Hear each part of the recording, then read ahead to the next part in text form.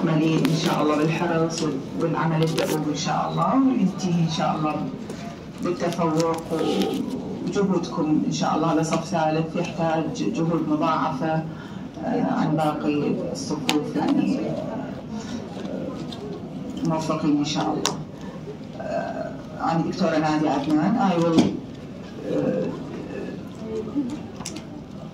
teach you pathology lectures and labs starting from the gastrointestinal tract today, and the most first or the earliest part of the gastrointestinal tract to be discussed today is the oral cavity, which is the first part of the gastrointestinal tract.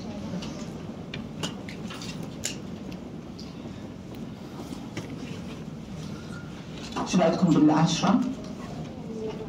بالعشرة شو رايكم؟ انتم هسه اخذتوا من عندنا 7 دقائق، راح ناخذ من عندكم 7 دقائق. راح ناخذ من عندكم 7 دقائق ما دام اخذتونا يعني، زين؟ بسم الله الرحمن الرحيم. Oral cavity. What is the oral cavity? When we define oral cavity, it is composed of the lips, anterior part, the upper and lower lips, the inside part of the lips and the cheeks, mucosa, teeth, gums, and the anterior 2/3 of the tongue, the floor of the mouth, below the tongue, and the bony roof of the mouth, that is the hard palate, and the area behind the wisdom teeth. هذه نسميها الcompartment، هذه content. These are called oral cavity. Behind these structures is the oropharynx. These are structures, normal anatomical structures. This is the floor of the mouth, upper lip, lower lip, the anterior 2/3 of the mouth, and the until the posterior part behind the wisdom teeth. هذه كلها anterior to the wisdom teeth called the oral cavity. Nasopharynx and oropharynx are connected by here, and the soft palate, the epiglottis. To start with, for each system, for each organ, we will learn the pathological aspects into congenital anomalies, inflammatory process, neoplastic, autoimmune disease, neoplastic, benign or malignant. Okay? نعم؟ يقروا. ليش؟ يتأخر؟ عندي شنو؟ وين قلتوا؟ يلا استريح تفضل. من أفضل كل واحد يصير مكانه يعني.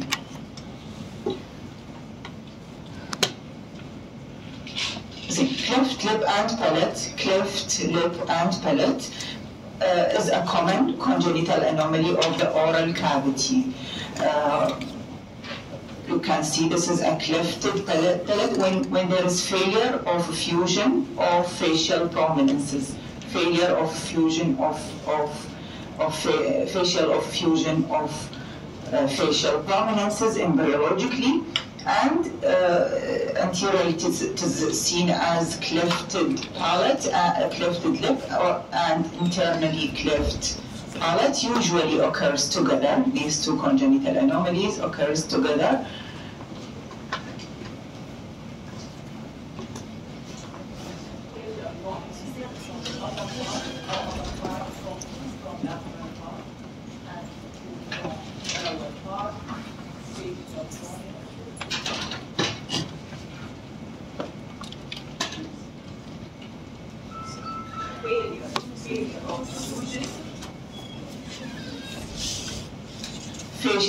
Failure of fusion of these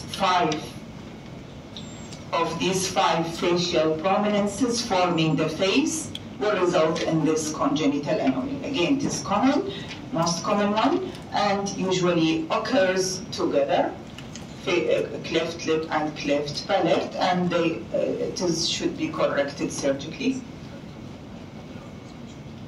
ابني لا كل ساعة واحد يصعد يسوي لنا انتربشن الله يحفظك. اللي ما يندل مبلغين احنا من البارحة، كيفك تريد تبلغهم؟ اي ماشي. Glossitis is the inflammatory process involving the glossitis, inflammation of the tongue. Stomatitis. لا مو stomach. Stomatitis, inflammation of the mouth. تمام؟ Stomatitis, glossitis, inflammation of the tongue. It can be bacterial, it can be viral, it can be fungal, or can be related to allergic conditions or allergic reactions. Chemicals, alcohol, هذه mouthwash اللي فيها كحول. Disorders like anemia, iron deficiency, and certain autoimmune process result in glossitis like erythema multiforme, هاي يصير بالulcerative colitis. Certain medications like angiotensin converting enzyme inhibitors can also cause glossitis. So bacterial infection, viral infection, herpes simplex virus is the most common one. Herpes simplex can cause viral glossitis, mainly herpes simplex virus type 1 more than type 2. Mechanical irritation due to what? شنو mechanical irritation? bad fitted denture or هذول اللي يستخدمون البايب أو كذا, injury from burn or rough edges of the teeth, irritant like tobacco and alcohol and hot food and spices, or allergic reactions in toothpaste, mouthwash, هذه allergic. Certain disorders like iron deficiency, دائما هذول اللي عندهم iron deficiency anemia يصير عندهم aphthous ulcer ويصير عندهم glossitis, stomatitis. Herpes simplex infection, viral infection affecting the tongue, viral glossitis. The self-limited disease, mostly caused by herpes simplex virus type 1 more than type 2, and it occurs self-limited, and it can remain dormant. What is dormant? Means inert or inactive in the basal ganglia, or in the basal ganglia or local ganglia of trigeminal nerve. Presented as a vesicle or ulceration and affecting the tongue, mouth, stomach, or called gingivostomatitis. Gingivo means the gums. Stomatitis means mouth. Any viral infection of the mouth. It can be cleared spontaneously and reactivation after. شو وقت يصير reactivation? Can remain dormant in the local ganglia of trigeminal nerve, and reactivation after immune suppression, diabetes, stress, fever, whatever, يعني corticosteroid therapy. تمام؟ herpes simplex virus, شوفوها هذه شكل الherpes simplex virus كلش common. Here in the angle of the mouth,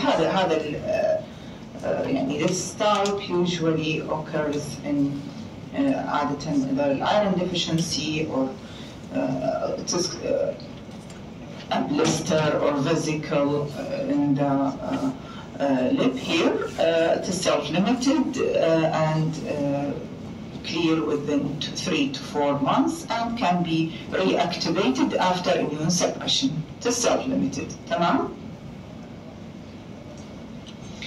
aphthous ulcer. شباب aphthous ulcer هذا شكل aphthous ulcer. يعني مثل الألسر مالت البيبتيك ulcer. It is surface erosion, surface ulceration, painful. Erosion more than ulceration. Painful, it is common and it is painful, associated with any superficial erosion of the oral mucosa or of the cheek, the inner part of the or inner lining of the lower lip. Arises in relation to stress, fever, and also resolves spontaneously. Seen here. شوفوا شكله شلون الأفثس ulcer. هذا شكل الأفثس ulcer. After fever or stress, okay, grayish base and surrounded by area of erythema. Grayish base and surrounded by area of erythema, okay? هاي الأريثيما هي شنو granulation tissue formation, تمام؟ Okay? Arises spontaneously after stress or fever and resolves spontaneously, sorry. It is non-infectious, it is not viral, it is related to sloughing of the mucosa, oral mucosa, in stress and fever, usually. Risk factor, stress, systemic autoimmune disease or disorder, like celiac disease, like ulcerative colitis.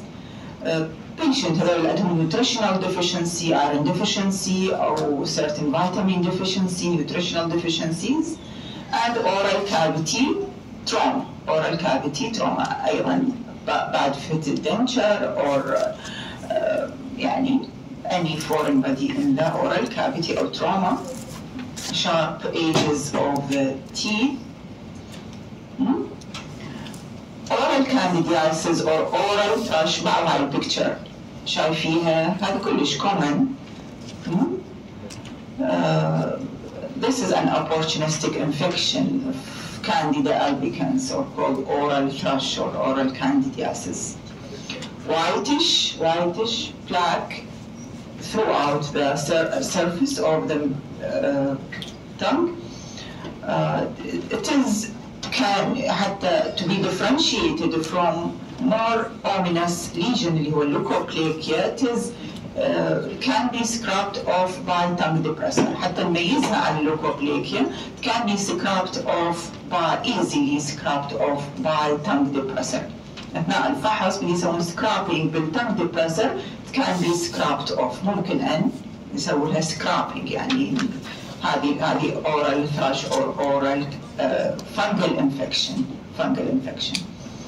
أيضا opportunistic infection تصير بالchildren يعني الانفنت، تصير بالبيشنت اللي ياخذون كيموثيرابي، اللي عندهم immune suppression، اللي ياخذون كورتيكوستيرويد، تمام؟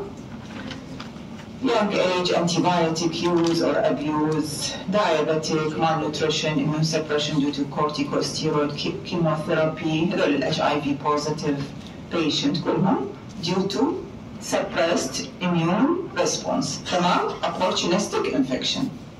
تمام؟ Candida albicans. Smear or scraping from the oral mucosa can demonstrate these fungal hyphae. هذه cells كلها squamous epithelial cells مالت lining of the يعني oral cavity, and these are شوفوا شباب هذه these are oral شنو نسميها fungal hyphae septated fungal hyphae. هذا شكل الفانجل infection. تمام؟ oral cavity and oropharynx. هذه physiology, normal physiology, function, talking, breathing, eating, chewing, swallowing. أكو salivary gland structures within the oral cavity, also 3 major and many small minor salivary glands opened in the oral cavity. Secrete saliva to moist and to help in the food digestion, secrete and containing amylase. Another several types of tissue in the oral cavity. شنو أكو بعد؟ أكو teeth, أكو soft tissue, أكو fibrous tissue, أكو muscle بالtongue، أكو مثلا يعني salivary gland tissue. Okay. A lesion that you should know and to be differentiated from oral cancer and from oral candidiasis, called leukoplakia and erythroplakia. They are dysplastic change of oral mucosa. Dysplastic change, usually dysplastic change of oral cavity. You know what is dysplasia? You know what is dysplasia? What is dysplasia?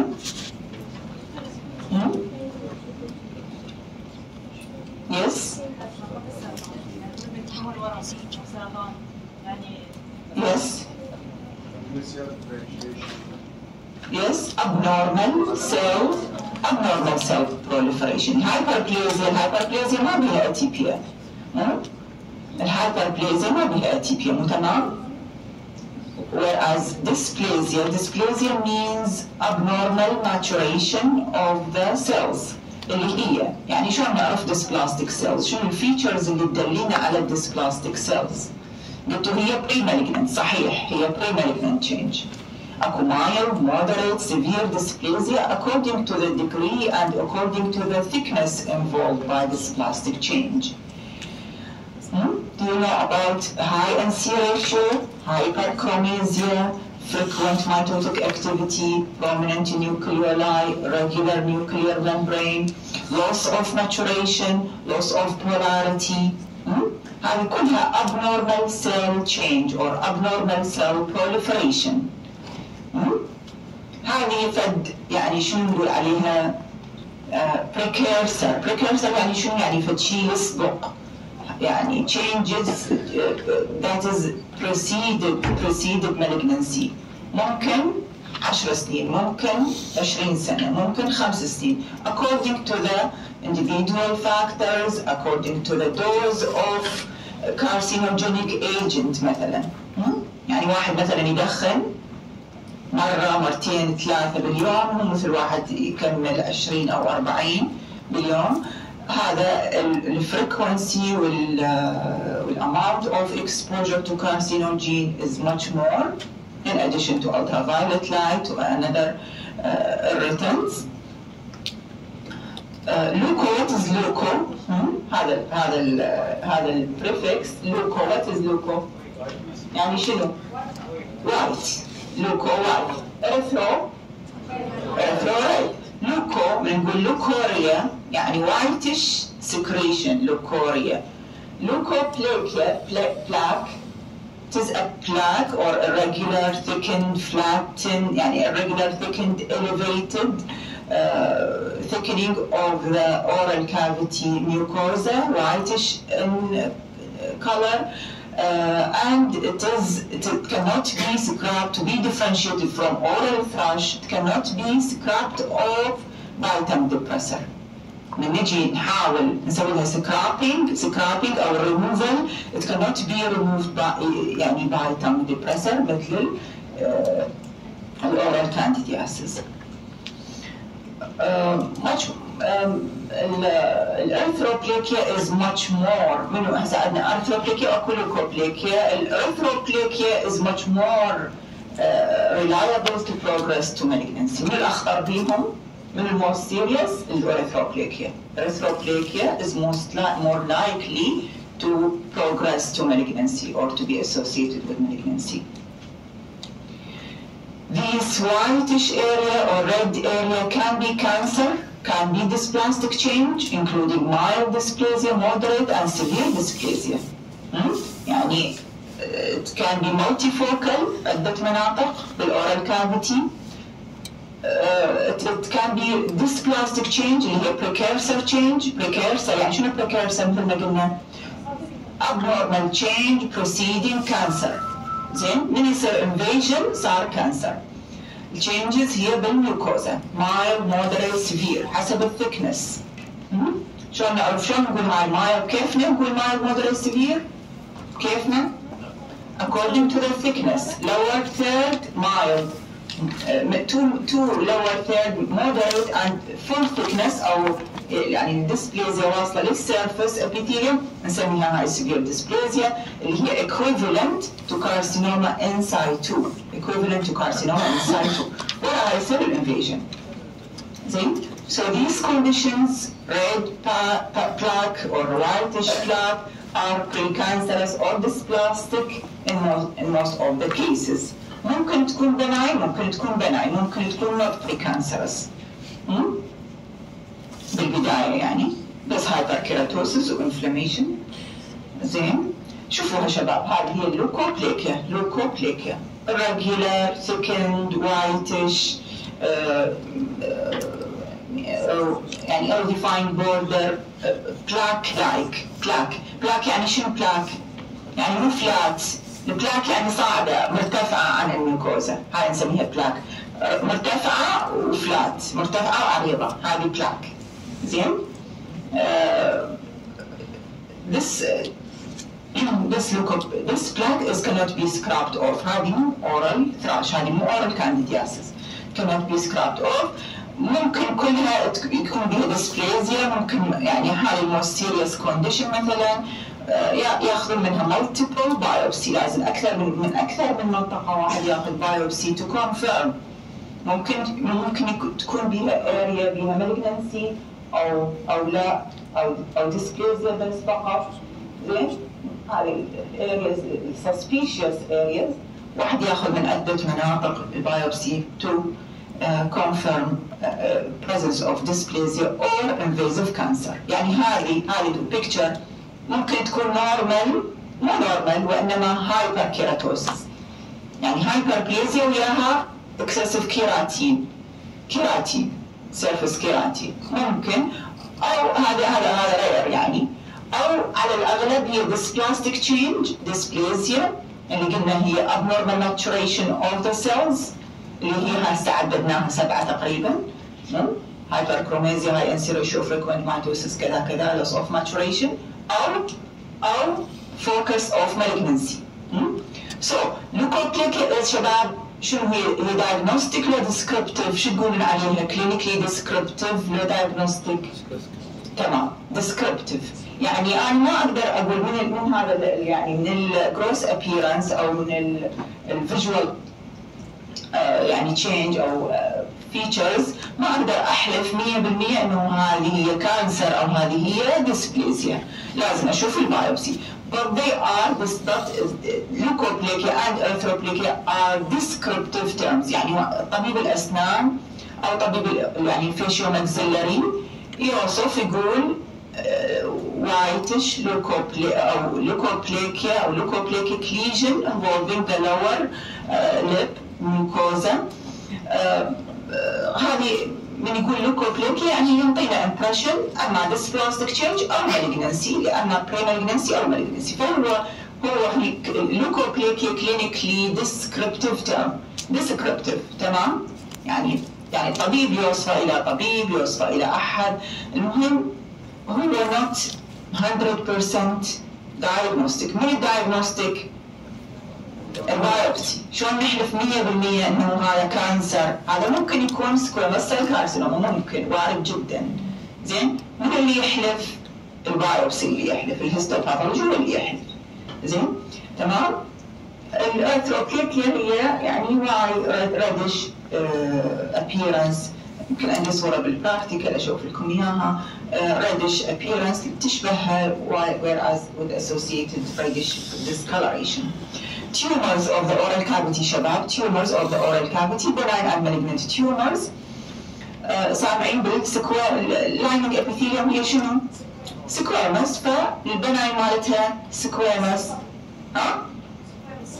تمام، سكويرمس سيل بابيلوما. والمالجنسي تمام سكويموس سيل كارسينوما. 95% of oral cancer، من نقول oral cancer يعني نقصد سكويموس سيل كارسينوما، مثل السيربل سكين، مثل السيربل سيرفكس، مثل السيربل اسوفيجس، نفس الشيء أي لاينينج سكويموس ابيثيليوم. تمام؟ 95% of oral cancer is squamous cell carcinoma. اكو rare tumors adenocarcinoma، granular cell tumor، اكو لايومايوما حسب الفايبروما وهكذا. Squamous cell carcinoma or condyloma acuminatum caused by human papilloma virus type 6 and 11. هذول التايب 6 and 11 شباب، سيروتايب 6 and 11 هذول البناين او هذول اللي هم يعني البناين types of human papilloma virus. هذا الهيومن papilloma virus شو نسميه؟ ماخذين شيء بالكارسينوجينيسيس. هذا ال HPV فيروس، هذا example على carcinogenic أو يعني oncogenic، مو سموه oncogenic viruses. مو أخذتوا بالكارسينوجينيسيس، أخذتوا oncogenic virus، مو تمام؟ أكيد أخذتم، أعطاكم يا دكتور مهند. oncogenic virus يعني فيروس يسوي تيومر، فيروس يسوي تيومر، يسوي بالأورال كافيتي، ويسوي أيضا more common بالفيميل cervix. زين affecting the الأخطر هذا البناين تايب، الخطر التايب السيريوس 1 والسيروتايب 16 11 18 33 31 هذول كسيريوس تايب causing squamous cell carcinoma. تمام؟ فالهيومن بابيلوما فيروس، إذا واحد يسألكم يقول لكم example of oncogenic virus تقولوا الهيومن بابيلوما فيروس. البستمبلكس فيروس oncogenic ولا مو oncogenic؟ هسه أخذناه اللي يسوي يعني هذا ال vesicular ulceration. زين؟ تمام؟ stomatitis وglositis. Squamous cell papilloma is a benign tumor of squamous epithelium. هنا نشوفوا شكل التيومر ايش بيه شباب؟ papilloma يعني polyp like أو يعني finger like أو شلون تسموه انتم، يعني شكله regular polypoid structures مثل الشجرة أو يعني tree like أو يعني cauliflower like هيجي شكله بالديسكربشن. وبيه فد كور مال fibrovascular core covered by squamous epithelium, thickened squamous epithelium. ماشي. It is neoplasm condyloma acuminatum benign، هذا ما يتحول إلى malignancy. Oral and oropharyngeal cancer. Oropharyngeal cancer، الأوروفارynx ده قلنا الماوث، قلنا حدود الماوث anatomical boundaries of the mouth. Behind is the oropharynx. Oral and oropharyngeal cancer. The oral cavity started and يعني include the base of the tongue, back third of the tongue soft palate, tonsil, tonsillar pillar, and back wall of the throat. هذه oropharynx. Again, 95% of oral and oropharyngeal tumor malignancy is squamous cell carcinoma. It is a malignant proliferation of the lining surface of the oral cavity and oropharynx. Can spread to the oral cavity كلش rich in lymphatics. فالoral cancer كلش خطر يعني ليش؟ لأن الarea is يعني lymphatic vessels are very close يعني rich lymphatics in the oral cavity، فيصير رأسا spread للcervical lymph node. زين؟ اكو فد شيء اسمه our concept is called field cancerization. شباب شو يعني field cancerization؟ field cancerization يعني واحد سموكر، chronic smoker او chronic alcoholic. زين؟ الاورال ميوكوزا باللب وبالميوكوزا اوف ذا تشيك بالهارد باليت بالسوفت باليت التانج، هذه كلها شبيها كلها exposed to the same carcinogenic agent اللي هو توباكو مثلا او الكحول او يعني lower lip sunlight. زين ultraviolet light. فالأورال mucosa is exposed to the same, the whole oral mucosa is exposed to the same carcinogenic agent. So there is a propensity or there is يعني development of malignancy or carcinoma at multiple sites in the oral cavity. زين؟ field cancerization يعني شلون واحد مثلا عنده بذور ويبذرها بالارض الزراعيه، نفس الشيء. multiple evolution or initiation of cancer in the oral cavity، هذا نسميه field cancerization مو بس بالماوث مثلا urinary bladder واحد عنده مثلا chronic cystitis أو infected by مثلا cystosoma بالهارزيا. كل البلادر mucosa is affected by this inflammation. So there is a chance for development of multiple foci of cancer. زين؟ يعني واحد ياخذ بايوبسي ما ياخذ من مكان واحد او اذا يشوف هذا يسموه field cancerization. Multiple primary tumors at the same site. تمام؟ multiple. Okay? Field cancerization related to chronic exposure of the mucosa to the same carcinogen. Tobacco, alcohol, sun exposure, مثلا هذه alcohol in mouthwash.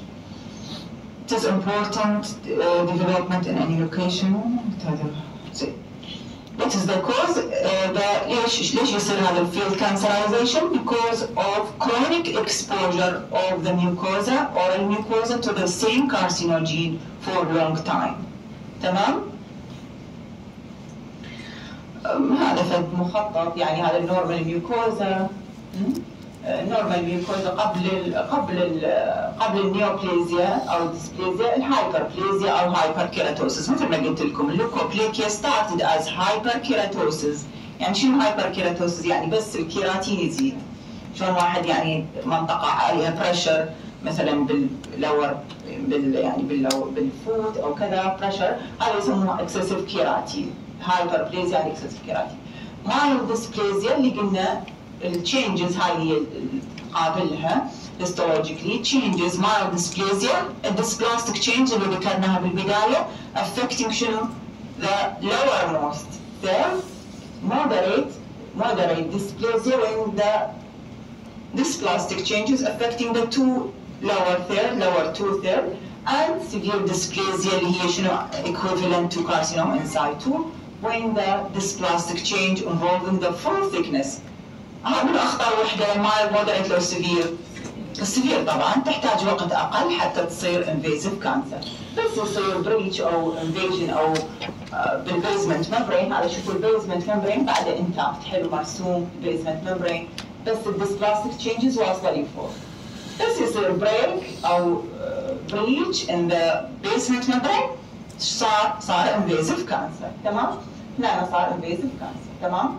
وهذا الليجن grossly here gross and microscopy normal dysplastic change mild moderate severe equivalent to carcinoma in situ and infiltrative cancer. الريسك فاكتورز شباب لازم تعرفون الريسك فاكتورز for each tumor. أكثر واحد هو التوباكو chronic smoking tobacco. 90% of people with oral cancer are smokers. الكحول شو يسوي aggravation يعني يسوي accentuation أو increase the smoker risk of developing squamous cell carcinoma. تمام؟ الالترا فايولت لايت احنا يعني كلش يعني نتعرض للالترا فايولت لايت. عادة وين تصير squamous cell carcinoma اللور ولا الابر شو تتوقعون؟ 95% 95% affecting the lower lip. عادة الأبر لب هي بيزل. كناس قاعدة لي قدام ونامت قاعدة لي ورا ايش يسوون؟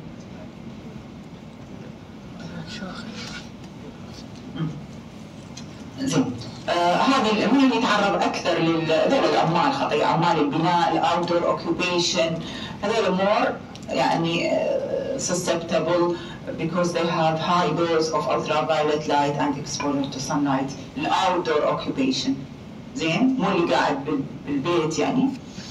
والإريتيشن لازم long duration واحد عنده مثلا أسنان تركيب أو هذه الأسنان المعدنية أو bad fitted denture فد واحد من التوث بيفد يعني sharp age يسوي chronic irritation للميوكوزا. هذه هي الميكانيكال irritation. poor nutrition شباب poor nutrition هذول الايرون deficiency anemia الفيتامين deficiency يصير عندهم more liable to be affected by يعني squamous cell carcinoma. Poor nutrition, mouthwash, shallow mouthwash, and suggestions because of high alcohol content والhuman papilloma virus. يا تايب ستونا ذكرناها؟ ها؟ لا 6 و11 هذول بناين، هذول يسوون سكواموس سيل بابيلوما، هذول ما خطر ابدا، ما سيف، كلش سيف، تبقى سيف. تنشال البابيلوما ما هي، كل ريسك ما بيها. من السيريس تايب او الهاي ريسك فيروس، هاي ريسك هيومن بابيلوما فيروس، اللي شنو سميناها ستونا؟ سمينا أونكوجينيك. أونكوجينيك يعني شنو؟ يعني فيروس يسوي كانسر. زين؟ تمام؟ هسه الفلو فيروس أو الهيربس سمبلكس ما يسوون كانسر، أكو فيروس يسوي كانسر اللي هو الهيومن بابل. بعد مو أكو واحد فيروس أونكوجينيك فيروس. منو؟ الاشتان بار فيروس مثلا يسوي لمفوما أو بركة لمفوما. بعد What about hepatitis B and C mainly? ما يعتبر hepatitis C فيروس 85% منهم يصيرون chronic hepatitis وسيروسيس وبيهم high risk of progression to cirrhosis و hepatocellular carcinoma. hepatitis C أكثر من البي. فهذول ايش نسميهم؟ oncogenic viruses. Did you hear about oncogenic? Do you know an oncogenic bacteria? هذول اللي ذكرناهم oncogenic viruses. Do you hear any bacteria causing cancer? Bacteria? سامعين بكتيريا تسوي كانسر؟ ما أخذتوها؟ ليه؟ بروسيلا؟ شو تسوي بروسيلا؟ شو تسوي؟ تسوي بروسيلوسيس، شو تسوي؟ بعد؟ فكروا ما أخذتوا بالكارسينوجينيك بكتيريا أو بالكارسينوجينيسيس؟ ها شباب؟ any idea؟ أحد سامع عن oncogenic بكتيريا؟ شنو؟ لا سوي تي بي، هذه سوي تي بي.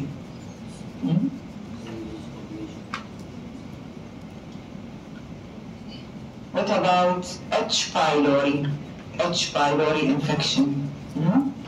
هذه ال H. pylori هذه أخطر بكتيريا، وثلاث أرباع البوبوليشن عندهم يعني 50 إلى 75% من البوبوليشن هم عندهم ال H. pylori. زين تنتقل يعني فيكو او يعني اورال من يعني شلون نقول الاواني المشتركه، من المطاعم، من يعني الاكل المشترك، الواحد ياكل بخاشوقة الثاني، واحد يشرب بالقراص الثاني، عاده يصير يعني بالادلت. هذا يعني هذا الباد هايجين مالت المطاعم هذا يصير. كل انواع يعني الديزيزز اللي تصير بالاستومك كلها او اغلبها caused by this type of bacteria، كلش يعني سيئه. اذا كرونيك gastritis او مالتوما اللي هو lymphoma of the stomach or يعني gastric cancer اللي هو كلش associated with bad prognosis، كل هذول caused by يعني هذه ال H. pylori، هاي الكوبكتر بايلوري انفكشن. هاي البكتيريا الحلزونيه اللي يسموها بكتيريا حلزونيه، اذا سامعين او خدتوها ولا لا؟ زين كوما شيء ناخذها ان شاء الله. زين فهذه خلوا ببالكم الاتش بايلوري الواحد لا يستهين بها، هي اسيمتوماتيك عاده، كل يعني تقريبا 75% من الناس عندهم هي اسيمتوماتيك، بس هي تنقل يعني مو شرط تسوي يعني اسيمتوماتيك، مرات يصير بها اكتيفيشن تسوي هذا الكرونيك جاسترايتس والديودينايتس وهكذا and even cancer. زين هيومن بابيلوما فيروس، نرجع الموضوع، ايمون سبريشن شباب. الاميون سبريشن دائما هو cause of cancer development اسفنجيال اورال اي شيء. زين اميون سبريشن. وعندكم الاميون سبريشن، يلا احسبوا لي شنو هي الاميون سبريشن؟ من هسه عنده اميون سبريشن؟ انتم هسه عندكم؟ لا الحمد لله ما عندكم. من الاميون سبريست؟ يس انتي بايوتيك لو كورتيكوستيرويد؟ كورتيكوستيرويد. بعد اللي ياخذ شنو؟ HIV. تمام. بعد اللي ياخذ كيموثيرابي واللي يتعرض يعني الراديشن الراديوثيرابي. pregnant يس والتشيلدرن هنين يعني. بعد الاولدرلي هذول. بعد فد شيء نسيتوه. ترانسبلانت. وبعد دايابيتس. عافيه دايابيتس. خلوا دائما الكومن اللي قدام دايابيتس. هذول اميون سبرست. زين سبيشال كير يحتاجون. الايج اوف ديفلوبمنت عاده ايش تتوقعون؟ يعني كل ما يزيد الايج الريسك is increased with increasing age. Male is common twice than women. Tobacco and alcohol causing damage to the oral mucosa and the cells grow more rapidly and the cells يعني fail to يعني repair the damage. Chemicals found in tobacco cause damage of the DNA, which contains the cell's instruction to for repair and growth. زين دائما التوباكو حتى بالبكتيك ألسر اللي عنده بكتيك ألسر وسموكر والبكتيك ألسر يقولوا لا ماكو ما تسوي سسيشن للسموكينج، ما تقطع السموكينج، ماكو هيلينج. السموكينج يسوي هايبوكسيا ويسوي impairment of healing. ماكو لا ريبير ولا ريجنريشن ولا healing of ulcer. هنا نفس الشيء.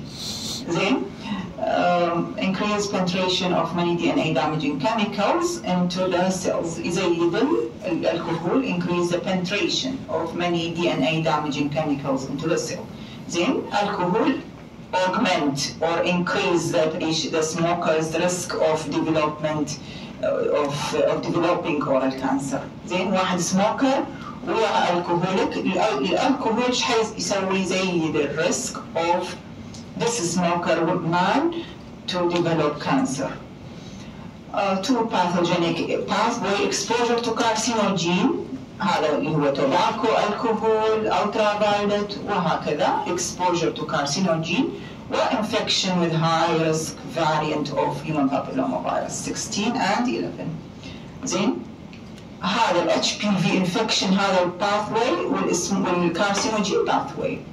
زين يعني ال HPV infection ما يحتاج سموكينج ولا الكحوليزم حتى يصير كانسر. هو اصلا اوريدي هو كارسينوجينيك فيروس، هو وحده لوحده يسوي اورال كانسر. زين فتو باثويز. اما انفكشن باي هيومن بابيلوما فيروس طبعا يا تايب قلنا الهاي ريسك تايبس، الهاي ريسك تايب 16 18 31 33 هذول السيريس تايب. تمام؟ هذا باثوي. والباثوي الاخر واحد ما عنده اتش بي في انفكشن بس هو سموكر او يعني outdoor occupation او سموك وياها الكحوليزم. تمام؟ فتو باثويز شباب. شلون الديتكشن اوف اورال كانسر؟ شو يصير؟ يصير مثلا feeling of mass، feeling of يعني يشوف الدنتست او يشوف السيرجن during screening او يعني unhealed ulcer او unhealed papule. هذه يعني ممكن ياخذوا منها بايوبسي. شوف هسه هذا يعني هذا النوديول او هذه الماس سور، او يعني سور معناها any pain in the mouth not healed and painful mass in the mouth not healed, pain يعني persistent lump mass باقية يعني فترة طويلة ما يصير بها healing with associated thickening of the cheek, whitish or red patch اللي هي شنو سميناها؟ leuco and erythroplakia. تمام.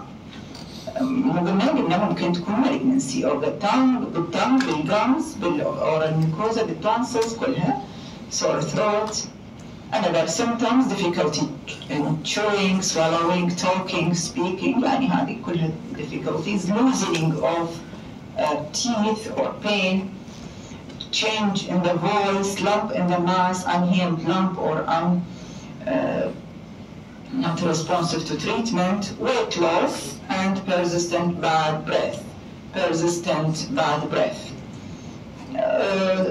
Typical, this is the typical gross appearance of oral squamous cell carcinoma. The typical history المفروض هو smoker أو with outdoor occupation أو هو أي لا هاي ولا هاي وإنما HPV virus infection risk factor high risk factor type. زين هاي شو نسميها who can describe the originosis of a lesion irregular thickened mass or يعني ulcerated mass involving the right side of the lower lip, regular with bleeding foci and ulceration or necrosis in the center. The palpation either تكون hard, fixed to the underlying structure. زين ugly looking. شوفوها شكلها يخوف، شكلها مو مال pathology أو regular، شكلها ugly looking ugly ulcer أو ugly mass. تمام؟ due to irregular infiltration of the tumor to the underlying structure. Here the squamous cell carcinoma هذه أكيد شايفينها أنتم سابقا. Squamous cell carcinoma, nests of malignant. Who can describe?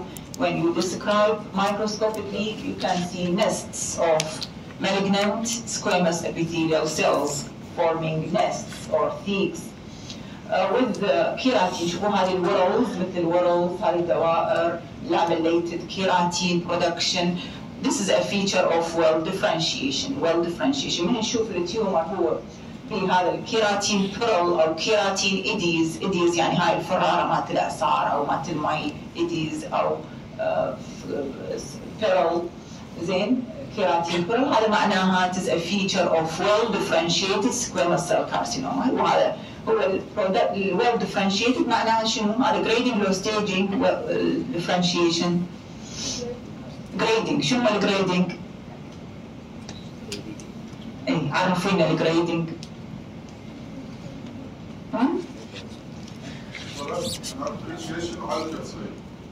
يس الجريدنج يعني هو الديجري اوف differentiation of the tumor. تمام؟ والديفرنشيشن شنو؟ differentiation هو الديجري اوف similarity of the neoplastic tissue to the tissue of origin. ايش قد هو يشبه؟ هنا نسميه well differentiated يعني احنا بنشوف squamous epithelial cells ونسوي هذا الكيراتين. هذا كله يشبه الاورال ميوكوزا. تمام؟ keratinized well differentiated squamous cell carcinoma. زين هنا ايضا well differentiated. تمام؟ شوفوا هذه كلها nest of malignant squamous epithelial cells. سكويموس نست نازله جوا اللي تمشي بالصب ميوكوزا مو بالسيرفس ابيثيليوم. وهذا الكيراتين هذا الاكسترا سيلولر كيراتين هذا موجود نشوفه هنا. زين يعني eosinophilic lamellated cellular material. well differentiated keratin production with moderately differentiated we can recognize intercellular bridges. لو تلاحظون شباب اكو بين السيلز اكو desmosomes اكو intercellular bridges هيج مثل الشعرايات hair like processes. هذه الادهيجن molecules تربط cell to cell حتى تصير cohesive. مو تمام؟ الابيثيليوم خو ما تمشي وحدها كل سيل. مو تمام؟ هي cohesive حتى تصير continuous layer. مو تمام؟ شنو اللي يربطها؟ الاسمنت اللي يربطها. مثل البناء الاسمنت اللي يربطها هو شنو؟ هذه اللي نسميها desmosomes او نسميها intercellular bridges. بعضها هنا موجوده هذا من نشوف still we can recognize ما نشوف كيراتين بيرل بس we still recognize intercellular bridges. هذا نسميه شنو؟ moderately differentiated moderately يعني still هو يشبه الاوريجينال تيشو والسيتوبلازم باعوا abundant to be كيراتين هوايه وهذا الورد هذا كيراتين. البولي ديفرنشيتد بعض هاي البيكتشر شكلها كلش يعني يخوف، شكلها يعني بيزار، بعض هاي بيزار سيلز. هذا الميتوسيس اللي هو كوادريبولر هذا ابرنت، ما يصير هذا الميتوسيس ما يصير الا بالمالجنت سيلز، هذا نسميه ابرنت ميتوسيس. بعد بليومورفيزم كلش عالي، ماكو سكويموس ديفرنشيشن، لا اكو بريدجز، لا اكو يعني هذه النست، ولا اكو الكيراتين برو. فهذا هنا نسميه بولي حسب مثل ما قلتوا هسه انتم الجريدنج. هو الجريدنج يعني هو differentiated أو grade 1, grade 2, grade 3. well differentiated moderately severely أو poorly differentiated according to the similarity للسكويموس cell to the tissue of origin. تمام. دليل. الجريدنج هذا هسه اللي انتم قلتوه. الجريدنج هو degree of differentiation of the tumor.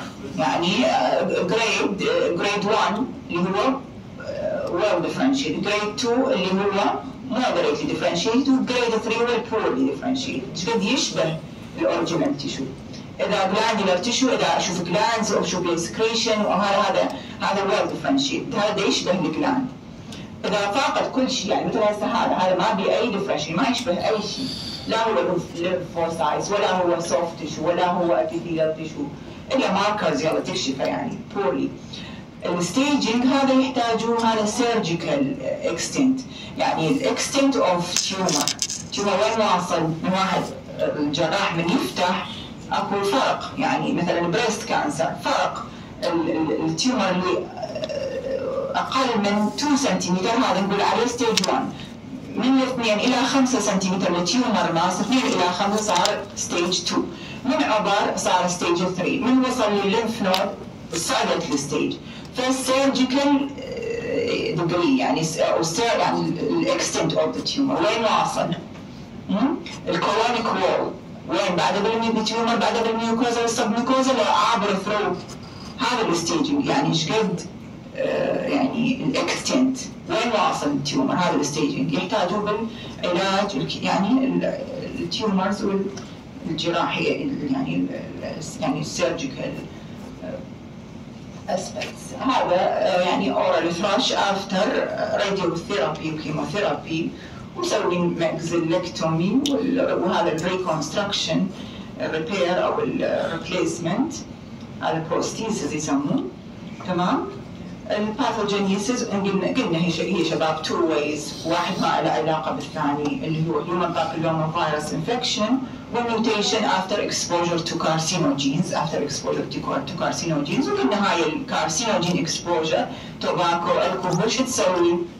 affecting the DNA repair genes، يعني ماكو بعد repair cells no regulation of cell proliferation TP53 and gene regulates cell proliferation like RAS gene. هذا mutation of this gene بعد no cell repair and no control of cell proliferation، من يصير mutation of these genes، هذا نسميهم carcinogens. هذا الهيومن بابيلوما فيروس أيضا less mutations are associated with this tumor infection but dysplastic change والmalignancy يصير. The prognosis of HPV positive is better. من اللي أحسن البروجنوسيس مالته؟ prognosis of HPV oral cancer is better than tobacco-associated oral cancer or carcinogen-associated oral cancer. تمام؟ تيومرز شباب الأورال كافيتي مو بس بسكويموس ابيثيليوم، صحيح هي 95% هي أورال كانسر، بس أكو شنو أكو سيلولار جلاند، أكو ماسل، أكو فايبرز تيشو، أكو تيث اللي هي الابيثيليوم اللي تسوي التيث اللي يسموها الأودونتوجينيك ابيثيليوم. بعد شنو أكو تونسلز شو يطلع من عندها؟ ليمفوما، مو تمام؟ بعد اكو ميلانوسايتس بالبيزل لاير مالت الابيثيليوم، فهذه كلها صح هي رير بس موجوده نخليها ببالنا. cyst of oral lesion may be defined as شنو what is who can define cyst. اكو شيء اسمه cyst واكو pseudocyst. الcyst هو epithelium lined cavity مو تمام؟ containing fluid or containing cellular debris. هذه نسميها radicular أو periapical cyst. هذا جراحين الفيشيومكسيلري أو أطباء الأسنان يكتشفوها. هي تكون سبب باللوزنينج of the teeth أو يعني الانفكشن dental caries. هذا الراديكولار cyst أو periapical يعني cyst حول root of the teeth.